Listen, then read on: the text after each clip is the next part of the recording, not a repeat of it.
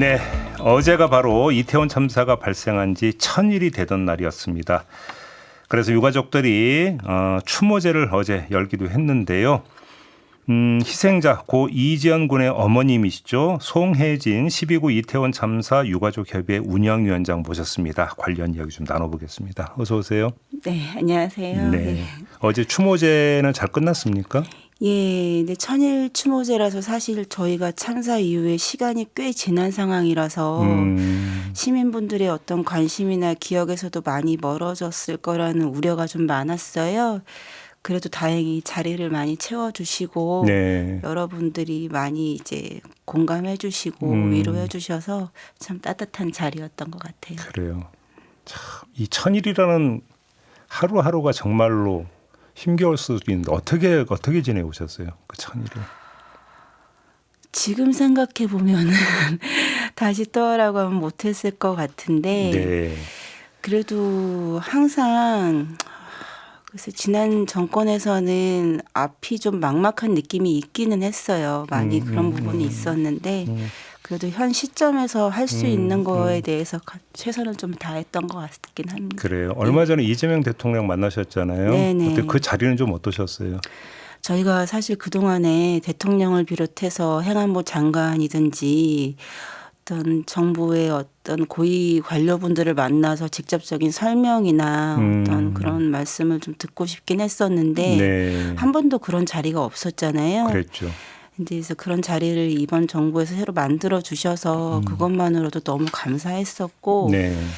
또 이제 그 자리에서 다른 참사 유가족분들과 같이 만나 뵙기는 했는데 공식적인 사과의 말씀 해주신 거에 대해서도 가족분들이 너무 감격스러워 하시기도 했었고. 네. 근데 네. 그 자리에서 이제 이재명 대통령이 2차 가해 피해가 심각하니까 좀 TF 만들어 지시를 했잖아요. 네네. 혹시 그 뒤에 어떻게 진행되고 있는지 얘기는 좀 들으셨어요?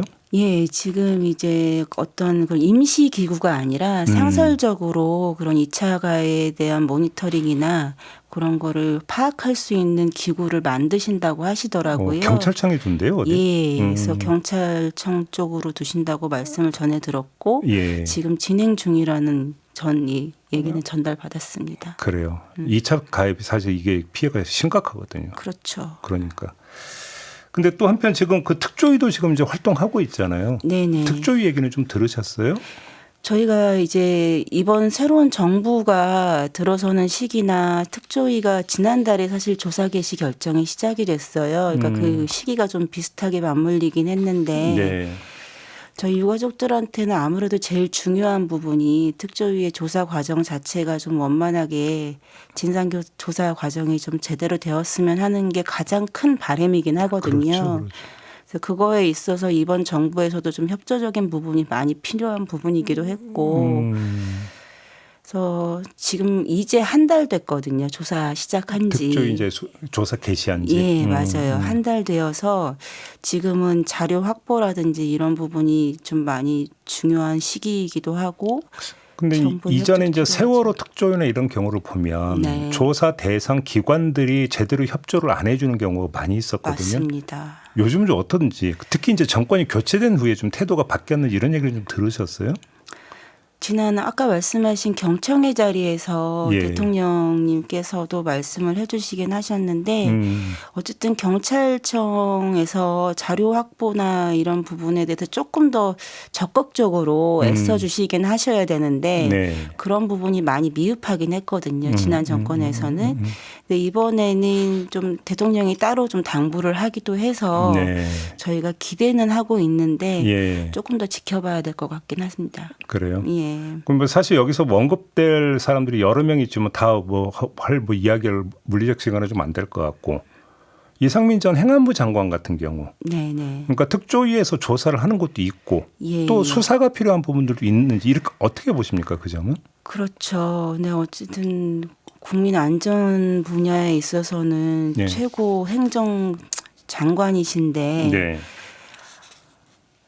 충분히 어떤 조사나 수사 자체가 아예 이루어지지 않았잖아요. 네. 근데 이제 특조위의 조사 과정에 있어서는 그런 이제 행안부 장관 같은 경우에도 좀 이번에는 예, 다른 내용이 좀 있지 않을까 기대는 하는데 네. 네, 지켜봐야 될 것 같긴 합니다. 그러게요. 이제 시작이라고 좀 봐야 될 것 같습니다. 네, 맞습니다. 근데 우리 그 유족분들을 위한 어떤 심리 지원이라든지 이런 작업들은 좀 어떻게 진행이 되고 있습니까? 저희 이태원 참사 유가족분들은 저를 비롯해서 사실 좀 안타깝다, 좀 아쉬운 부분이 이런 피해 지원이 시작된 지가 이제 2, 3개월밖에 안 됐어요.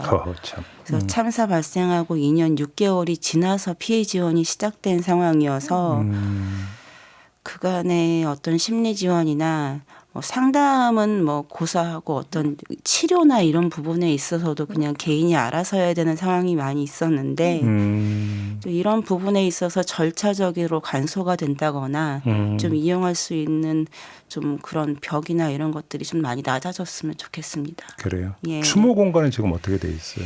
추모 공간이 지금 경복궁역 앞에 저희 별들의 집이라고 해서 임시 추모 공간이 있어요. 임시 공간이죠. 그렇죠. 예. 저희가 1년에 한 번씩 이렇게 다시 계약을 또 해서 새로 공간을 또 찾아야 되는 상황이기도 하고 예. 변상금도 내고 있는 상황이기도 하고. 그렇죠. 예. 변상금도 내고 있다고요? 왜냐하면 불법 시설물로 규정이 되어 있었기 때문에 이제 예. 변상금 자체가 억 단위로 나왔어요. 억? 예. 그래요?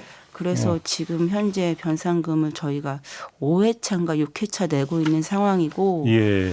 이제는 그 돈을 어떻게 마련해서 내고 계세요? 그래서 그게 참 저희들도 고민이고 앞으로도 지금 내야 될 금액이 70~80% 이상이 남아 있는 상황이어가지고 그 정부나 쉽지 서울시하고 좀 않습니다. 얘기 진행이 안 돼요? 그런 이야기를 할 겨를이 없었어요. 그동안? 예, 앞으로는 이제 그런 점에 있어서도 좀 정부나 서울시에서 좀 관심을 갖고 지켜봐 주셨으면 좋겠습니다. 근데 그 참사 희생자 가운데 외국인들도 좀 꽤 있었잖아요. 그렇죠, 그렇죠. 그 이제 외국인 희생자들 문제라든지 그 유족분들하고 뭐 소통을 하는 이런 건 어떻게 돼 있습니까? 저희도 이제 외국인 희생자분들과의 소통을 하려고 노력은 하는데 아무래도 이 물리적인 거리부터 언어적인 장벽도 있고 네. 쉽지는 않아요. 쉽지는 않은데 그래도 간간히 연락을 해주시는 분들이 계시거든요. 아, 그래요? 예, 그래도 어떻게 우리 한국에 오셔가지고 그럼 상황을 좀 말씀을 드리면 더 좋을 것 같기는 한데 그게 지금까지 안 됐어요. 그래서 지난번 경청회 자리에서 저희 외국인 희생자가 26분 정도 계실 거예요. 그래서 3주기 추모 행사에는 이분들을 좀 제대로 정부에서 초청을 해주시면은 그래도 이분들한테 조금이나마 안심이나 위로가 되지 않을까 싶긴 합니다. 3주기 말씀하셨으니까 지금 석 달 뒤잖아요. 3주기가. 네. 좀 어떻게 좀 그 준비는 하고 계신 거예요?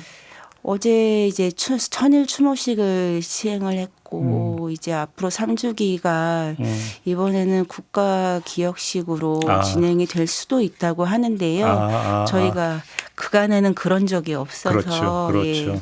그러면 의미가 좀 있겠네요. 네, 그래서 마음이 참 기대가 되는 면도 있기도 하고 한편으로 걱정도 되고 그렇습니다. 알겠습니다. 그때 좀 다시 한번 모셔야 될 것 같네요. 네네. 일단 오늘 말씀은 여기까지 듣겠습니다. 위원장님. 네, 감사합니다. 고맙습니다. 예. 네. 송혜진 12.9 이태원 참사 유가족협의회 운영위원장이었습니다.